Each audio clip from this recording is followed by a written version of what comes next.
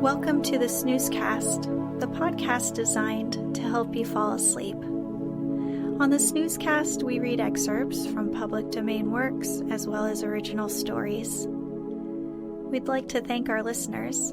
If you enjoy our show, please subscribe and share it with a friend. If you have a book or topic idea, please get in touch on our website, snoozecast.com. This episode is brought to you by the smell of freshly baked cookies. Tonight, I'll be reading a snoozy opening to Miss Ludington's Sister by Edward Bellamy. Miss Ludington's Sister, written in 1885, is an earlier work by Edward Bellamy. The author later found fame as a socialist utopian science fiction writer. This particular book, however, is a standard love story with a twist.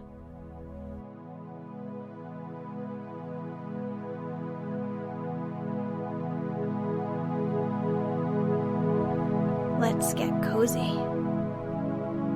Close your eyes. Relax your body into the softness of your bed. Now, take a few deep breaths.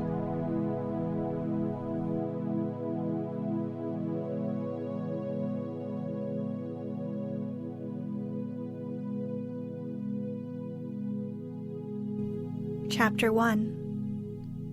The happiness of some lives is distributed pretty evenly over the whole stretch from the cradle to the grave, while that of others comes all at once, glorifying some particular epoch and leaving the rest in shadow.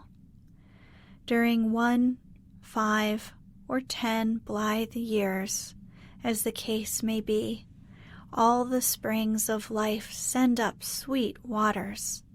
Joy is in the very air we breathe. Happiness seems our native element. During this period, we know what is the zest of living, as compared with the mere endurance of existence, which is, perhaps, the most we have attained to before or since.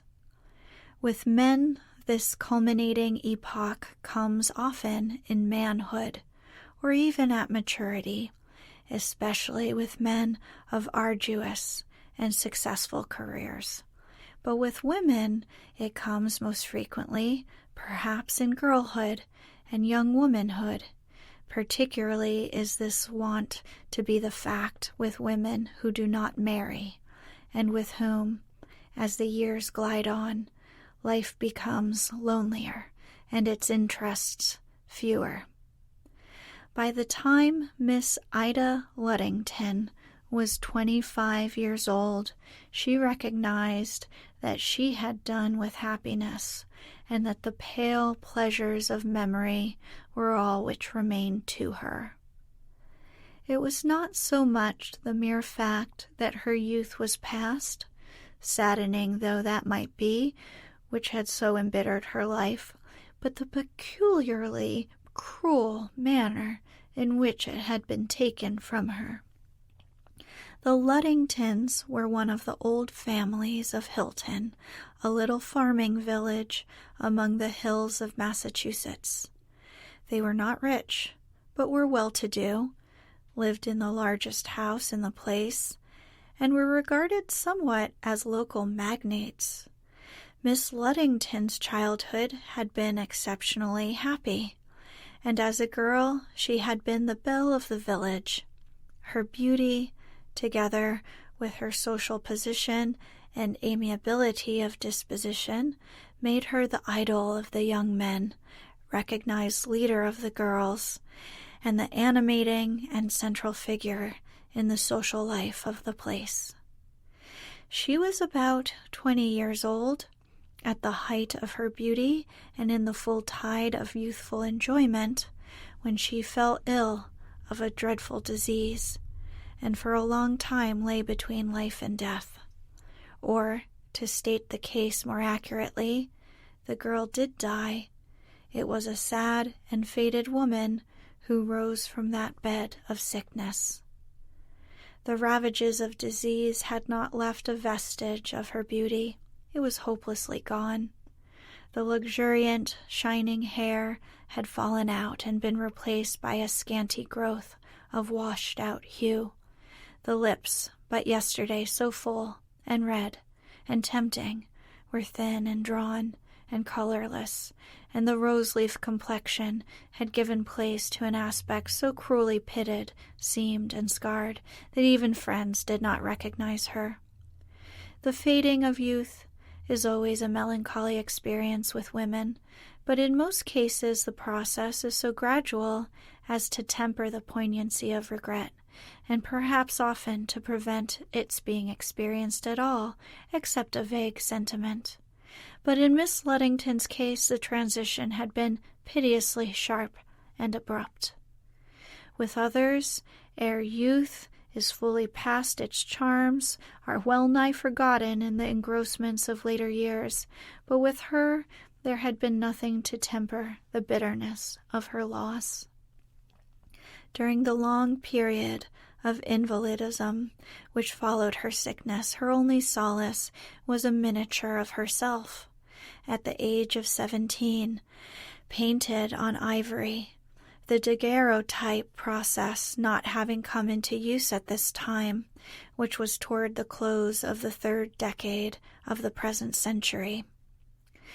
Over this picture she brooded hours together when no one was near, studying the bonny, gladsome face through blinding tears, and sometimes murmuring incoherent words of tenderness. Her young friends occasionally came to sit with her, by way of enlivening the weary hours of an invalid's day. At such times she would listen with patient indifference while they sought to interest her with current local gossip, and as soon as possible would turn the conversation back to the old, happy days before her sickness. On this topic she was never weary of talking, but it was impossible to induce her to take any interest in the present. She had caused a locket to be made, to contain the ivory miniature of herself as a girl, and always wore it on her bosom. In no way could her visitors give her more pleasure than by asking to see this picture, and expressing their admiration of it. Then her poor, disfigured face would look actually happy, and she would exclaim, "Was she not beautiful? I do not think it flattered her, do you?" and with other similar expressions indicate her sympathy with the admiration expressed. The absence of anything like self-consciousness in the delight she took in these tributes to the charms of her girlish self was pathetic in its completeness. It was indeed not herself, but as another, that she thought of this fair girl who had vanished from the earth, leaving a picture as her sole memento. How indeed could it be otherwise when she looked from the picture to the looking-glass and contrasted the images? She mourned for her girlish self, which had been so cruelly effaced from the world of life, as for a person near and precious to her beyond the power of words to express, who had died.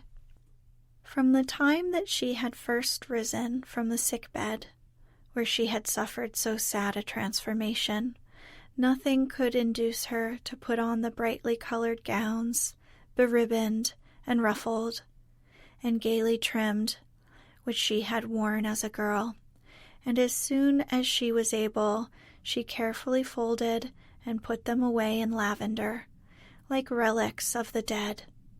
For herself, she dressed henceforth in drab or black. For 3 or 4 years she remained more or less an invalid. At the end of that time she regained a fair measure of health, although she seemed not likely ever to be strong. In the meanwhile her schoolmates and friends had pretty much all married, or had given in marriage. She was a stranger to the new set of young people which had come on the stage since her day, while her former companions lived in a world of new interests with which she had nothing in common. Society, in reorganizing itself, had left her on the outside.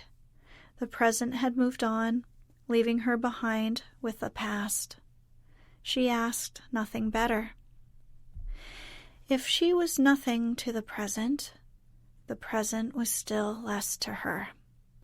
As to society, her sensitiveness to the unpleasant impression made by her personal appearance rendered social gatherings distasteful to her, and she wore a heavy veil when she went to church.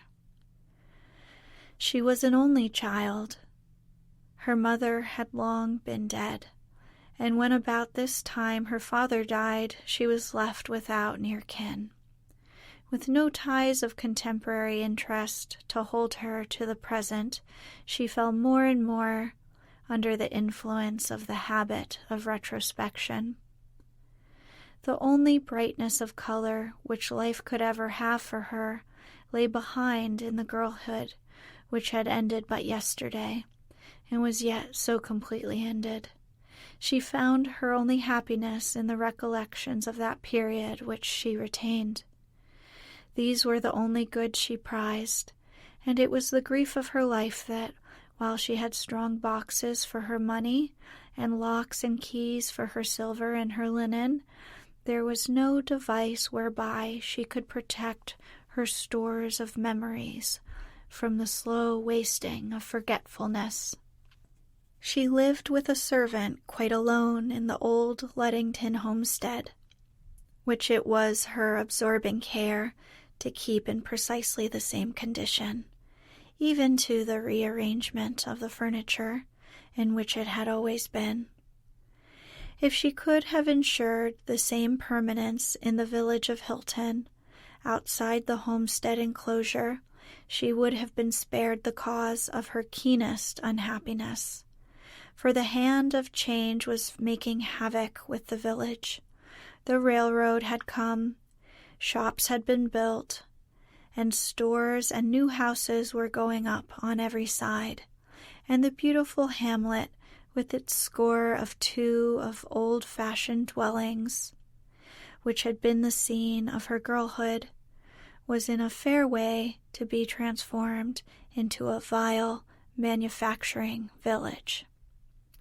Miss Ludington, to whom every stick and stone of the place was dear, could not walk abroad without missing some ancient landmark removed since she had passed that way before, perhaps a tree felled, some meadow that had been a playground of her childhood, dug up for building lots, or a row of brick tenements going up on the site of a sacred grove. Her neighbors generally had succumbed to the rage for improvement, as they called it. There was a general remodeling and modernizing of houses, and where nothing more expensive could be afforded, the paintbrush wrought its cheap metamorphosis. "You wouldn't know Hilton was the same place," was the complacent verdict of her neighbors, to which Miss Ludington sorrowfully assented. It would be hard to describe her impotent wrath, her sense of outrage and irreparable loss, as one by one these changes effaced some souvenir of her early life. The past was once dead already. They were killing it a second time. Her feelings at length became so intolerable that she kept her house, pretty much ceasing to walk abroad. At this period, when she was between 30 and 35 years old, a distant relative left her a large fortune. She had been well-to-do before, but now she was very rich. As her expenses had never exceeded a few $100s a year, which had procured her everything she needed, it would be hard to imagine a person with less apparent use for a great deal of money. And yet no young rake, in the heyday of youth and the riot of hot blood, could have been more overjoyed at the falling to him of a fortune than was this sad-faced old maid. She became smiling and animated. She no longer kept at home, but walked abroad. Her step was quick and strong. She looked on at the tree choppers, the builders, and the painters, at their nefarious work, no more in helpless grief and indignation, but with an unmistakable expression of triumph. Presently, surveyors appeared in the village, taking exact and careful measurements of the single broad and grassy street which formed the older part of it. Miss Ludington was closeted with a builder and engrossed with estimates. The next year she left Hilton to the mercy of the Vandals, and never returned. But it was to another Hilton that she went. The fortune she had inherited had enabled her to carry out a design which had been a daydream with her ever since the transformation of the village had begun. Among the pieces of property left her was a large farm on Long Island, several miles out of the city of Brooklyn. Here she had rebuilt the Hilton of her girlhood in facsimile, with every change restored, every landmark replaced. In the midst of this silent village, she had built for her residence an exact duplicate of the Ludington homestead, situated in respect to the rest of the village precisely as the original was situated in the real Hilton. The astonishment of the surveyors and builders at the character of the work required of them was probably great, and their bills certainly were, though Miss Ludington would not have grudged the money had they been 10 times greater. However, seeing that the part of the village duplicated consisted of but one broad maple-planted street, with not over 30 houses, mostly a story and a half, and that none of the buildings, except the schoolhouse, the little meeting house, and the homestead, were finished inside, the outlay was not greater than an elaborate plan of landscape gardening would have involved. The furniture and fittings of the Massachusetts homestead, to the least detail, had been used to fit up its Long Island duplicate, and when all was complete and Miss Ludington had settled down to housekeeping, she felt more at home than in 10 years past. True, the village which she had restored was empty, but it was not more empty than the other Hilton had been to her these many years. Since her old schoolmates had been metamorphosed into staid fathers and mothers, these respectable persons were not the schoolmates and friends of her girlhood, and with no hard feelings towards them, she had still rather resented seeing them about, as tending to blur her recollections of their former selves, in whom alone she was interested. That her new Long Island neighbors considered her mildly insane was to her the least of her concerns.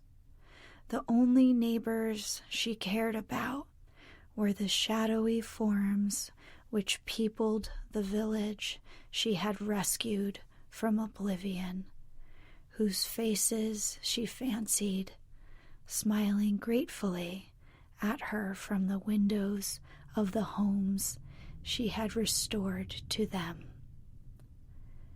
For she had a notion that the spirits of her old neighbors, long dead, had found out this resurrected Hilton and were grateful for the opportunity to revisit the unaltered scenes of her passion. If she had grieved over the removal of the old landmarks and the change in the appearance of the village, how much more hopelessly must they have grieved if indeed the dead revisit the earth. The living, if their homes are broken up, can make them new ones, which, after a fashion, will serve the purpose, but the dead cannot. They are thenceforth homeless and desolate. No sense of having benefited living persons would have afforded Miss Ludington the pleasure she took in feeling that, by rebuilding ancient Hilton, she had restored homes to these homeless ones. But of all this fabric of the past which she had resurrected, the central figure was the schoolgirl Ida Ludington. The restored village was the mausoleum of her youth. Over the great old-fashioned fireplace in the sitting room of the village, which she had rebuilt in the midst of the village, she had hung a portrait in oil by the first portrait painter then in the country. It was an enlarged copy of the little likeness on ivory which had formerly been so great a solace to her. The portrait was executed with extremely lifelike effect, and was fondly believed by Miss Ludington to be a more accurate likeness in some particulars than the ivory picture itself. It represented a very beautiful girl of 17 or 18, although already possessing the ripened charms of a woman. She was dressed in white, with a low bodice, her luxuriant golden hair of a rare sheen and fineness falling upon beautifully molded shoulders. The complexion was of a purity that needed the faint tinge of pink in the cheeks to relieve it of a suspicion of pallor. The eyes were of the deepest, tenderest violet, full of the light of youth, and the lips were smiling. It was indeed no wonder that Miss Ludington had mourned the vanishing from earth of this delectable maiden with exceeding bitterness, or that her heart yet yearned after her with an aching tenderness across the gulf of years. How bright, how vivid, how glowing had been the life of that beautiful girl, how real as compared with her own faint and faded personality, which indeed had shone these many years only by the light reflected from that young face. And yet that life, in its strength and brightness, had vanished like an exhalation, and its elements might no more be recombined than the hues of yesterday's dawn. Miss Ludington had hung the portraits of her father and mother with immortelles, but the frame of the girl's picture she had wound with deepest crape. Her father and mother she did not mourn as one without hope, believing that she should see them some day in another world.